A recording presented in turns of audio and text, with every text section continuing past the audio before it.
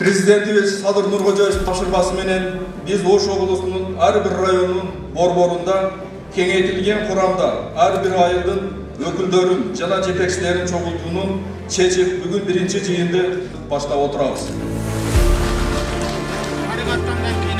Биздин айылда, биздин өкмөттө бул нерсе жок. Мурдагы чогулуштан азыркы чогулушта айырмасы бар.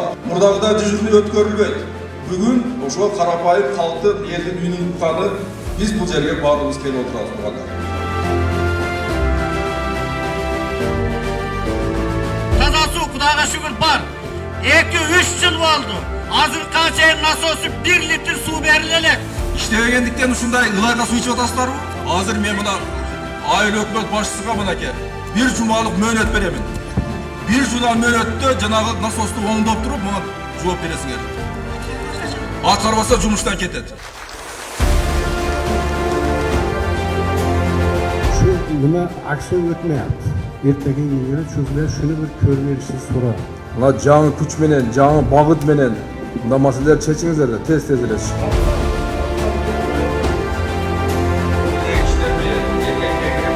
Muna kredit boyunca aytıyorlar. Ayıl banka barsanız kredit olayına barsanız. 500 alın desin, 500'lük malın var mı diye. 500'lük mal var adam kredit almayıp da. Мисалы 200 миңге чейин эч кандай залог-пологсуз бере аласың, мисалы туурабы? Аны эмне айтпайсың ошону? Жок, маалымат бар. Кандай маалымат жок да айтып атпайбы мынакей?